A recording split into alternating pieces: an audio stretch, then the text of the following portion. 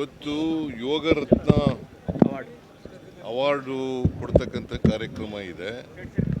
ಅದನ್ನು ಸಂತೋಷ್ ಟ್ರಸ್ಟ್ ಯಾವುದು ಸಂತೋಷ್ ಲಾಡ್ ಅವರು ಫೌಂಡೇಶನ್ ಆಮೇಲೆ ಶ್ವಾಸಗುರು ವಚನಾನಂದ ಸ್ವಾಮಿ ಅವರ ಜಂಟಿ ಆಶ್ರಯದಲ್ಲಿ ನಡೀತದೆ.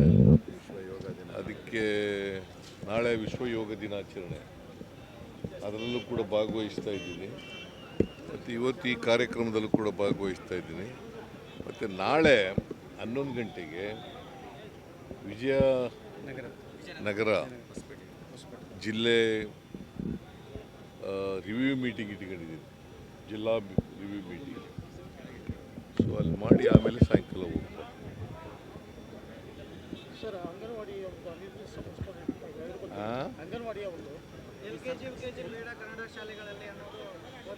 ಇಲ್ಲ, ಅದಕ್ಕೆ ಎರಡೂ ಡಿಪಾರ್ಟ್ಮೆಂಟ್ನವ್ರು ಇವತ್ತು ಮೀಟಿಂಗ್ ಮಾಡಿದೆ. ಎರಡೂ ಡಿಪಾರ್ಟ್ಮೆಂಟ್ನವ್ರು ಕೂತ್ಕೊಂಡು ಅದನ್ನು ಸಾಲ್ವ್ ಮಾಡಲಿಕ್ಕೆ ಮಾಡಿ ನಾನು ಸೋಮವಾರ will take up A meeting ಅಂತ ಹೇಳಿದೆ. ನಾಳೆ ಇವೆರಡೂ ಡಿಪಾರ್ಟ್ಮೆಂಟ್ನವ್ರು ಭೇಟಿ ಮಾಡ್ತಾ ಇದ್ದಾರೆ.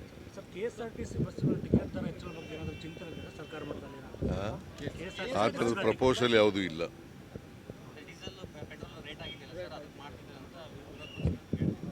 ಯಾರು ವಿರೋಧ ಪಕ್ಷದವರು ಏನಾದ್ರು ಹೇಳ್ತಾರೆ, ಕೇಂದ್ರ ಸರ್ಕಾರ ಏರ್ಸಿದ್ದು ಹೇಳೋದಿಲ್ಲ, ನೀವು ಕೇಳಲ್ಲ.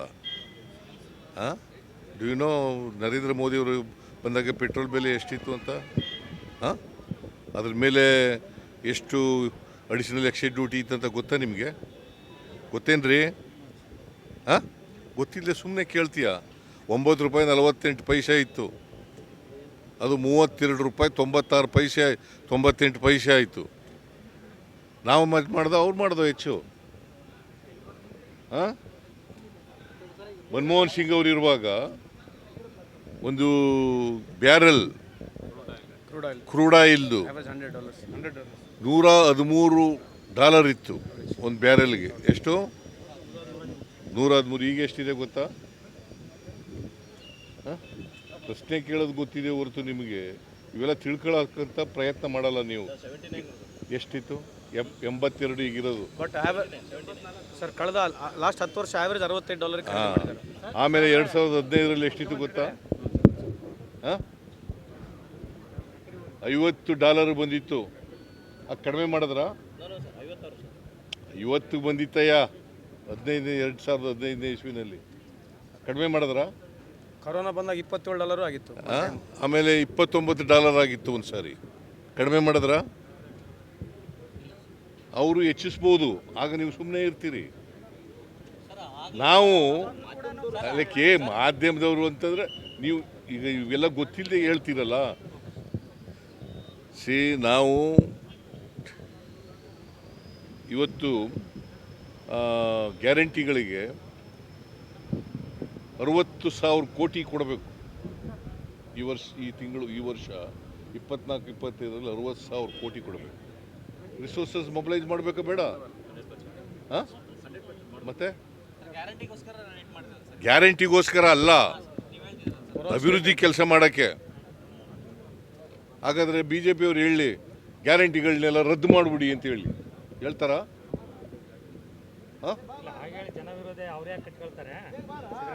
ನೀನೇ ಮಾತಾಡ್ಬಿಡ್ತಾಳಪ್ಪ, ಅವ್ರಿಗೆ ಕೇಳ್ತಾರೆ.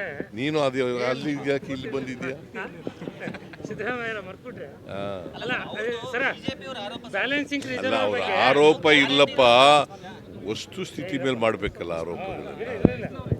ನಾನು ಆರೋಪ ಮಾಡಬೇಡಿ ಅಂತ ಹೇಳಲ್ಲ.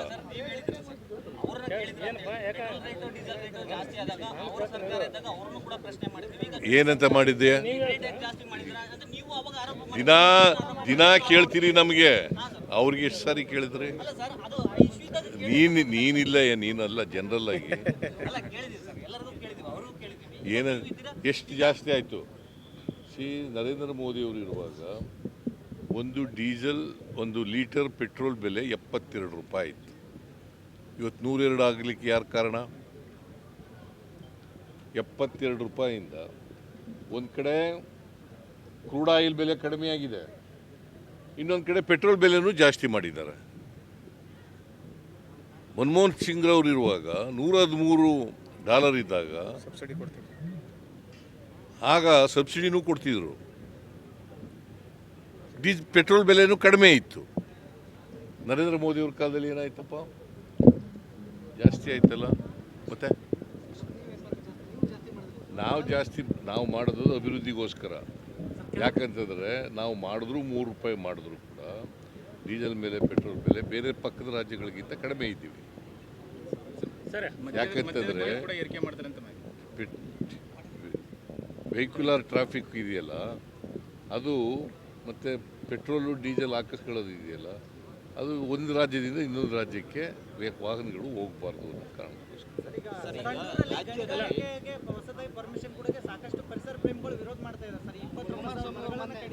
ಯಾರಿಗೆ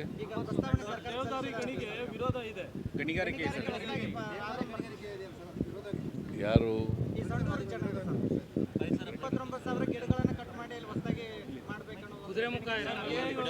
ಅದೇ ಇವರು ಕುಮಾರಸ್ವಾಮಿ ಮಾಡಿರೋದು. ಕುಮಾರಸ್ವಾಮಿ ಕೇಳಿ, ರಾಜ್ಯ ಸರ್ಕಾರ ಅಲ್ಲಪ್ಪ, ಕುಮಾರಸ್ವಾಮಿ ಅವರು ಸ್ಟೇಟ್ಮೆಂಟ್ ಕೊಟ್ಟರವರು ಅಲ್ವಾ.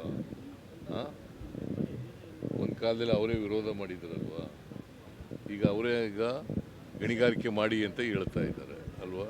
ನೋಡೋಣ, ನಾನು ಅದ್ರ ಬಗ್ಗೆ ಅದಕ್ಕೆ ಸ್ವಾಗತ ಮಾಡ್ತಾ ಇದ್ದಾರೆ.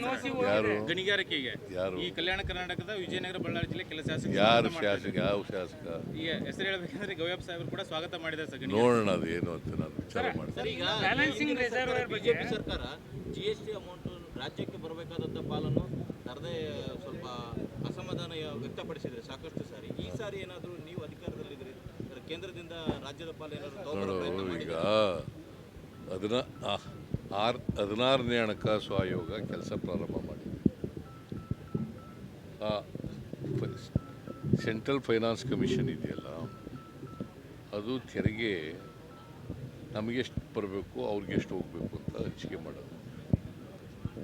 15ನೇ ಹಣಕಾಸಿನ ಆಯೋಗದಿಂದ ನಮಗೆ ಭಾಳ ಅನ್ಯಾಯ ಆಯಿತು, ಗೊತ್ತಾಯ್ತಾ. 14ನೇ ಹಣಕಾಸಿನ ಆಯೋಗಕ್ಕೆ ಕಂಪೇರ್ ಮಾಡಿದ್ರೆ 15ನೇ ಹಣಕಾಸಿನ ಆಯೋಗದಲ್ಲಿ ಭಾಳ ಕಡಿಮೆ ಆಯಿತು. ತೆರಿಗೆ ಹಂಚಿಕೆಯಲ್ಲಿ ಕಡಿಮೆ ಆಯಿತು.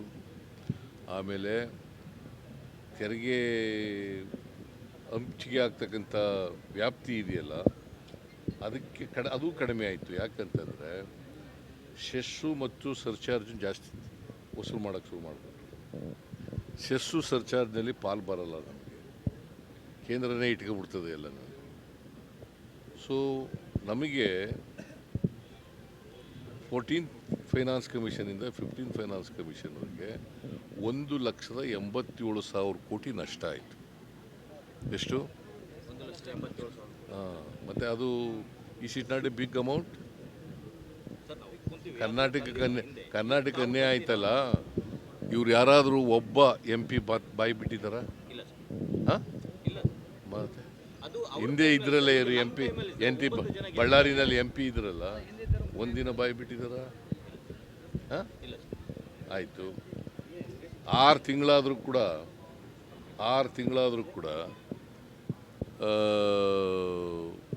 ಬರ ಪರಿಹಾರ ಕೊಡಲಿಲ್ಲ. ಒಬ್ಬರವ್ರು ಬಾಯಿ ಬಿಟ್ರ? ಕೇಂದ್ರ ಸರ್ಕಾರಕ್ಕೆ ಅವರೇ ಒಪ್ಕೊಂಡಿದ್ದದು.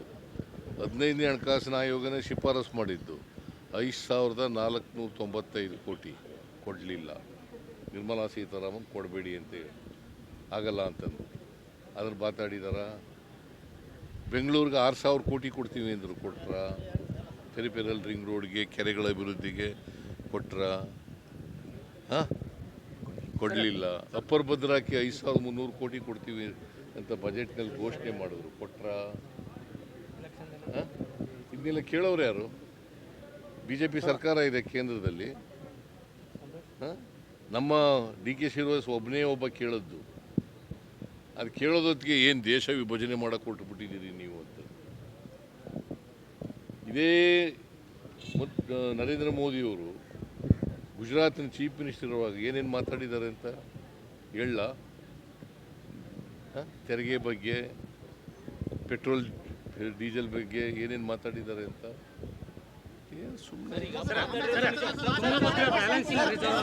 ಸಮಾನಾಂತರ ಜಲಾಶಯ ಅದ್ರ ಏನು ಪ್ರೋಸೆಸ್ ನಡೆದಿದೆ. ಆಮೇಲೆ ತುಂಗಭದ್ರಾ ಬ್ಯಾಲೆನ್ಸಿಂಗ್ ರಿಸರ್ವರ್ ನವಲಿದು ನೀವು ಬಜೆಟ್ನಲ್ಲಿ ಹೇಳಿದ್ರಿ ಆಂಧ್ರ ಮತ್ತು ಈಗ ನಿಮ್ಮ ಸರ್ಕಾರ ಇದೆ ತೆಲಂಗಾಣ ತುಂಗಭದ್ರಾ ಡ್ಯಾಮ್ ಇದೆಯಲ್ಲ, ನಾವು ತೆಲಂಗಾಣ ಆಂಧ್ರ ಎಲ್ಲ ಮಾತಾಡಬೇಕು, ಮಾತುಕತೆ ಪ್ರಾರಂಭ ಮಾಡ್ತೀವಿ. ಮಾಡಿ ಅದನ್ನು DPR ಮಾಡಿಸಿ ಎರಡೂ ರಾಜ್ಯಗಳು ಎಲ್ಲ ನಾವೇ ಮಾಡೋಕ್ಕಾಗಲ್ವಲ್ಲ ಅದನ್ನು. ಬಿಕಾಸ್ ತುಂಗಭದ್ರಾ ಡ್ಯಾಮು 3 ರಾಜ್ಯಗಳು ಸೇರಬೇಕು. ಆ 3 ರಾಜ್ಯಗಳ ಜೊತೆ ಮಾತಾಡಿ ಆಮೇಲೆ ಒಂದು ತೀರ್ಮಾನಕ್ಕೆ ಬರಬೇಕು.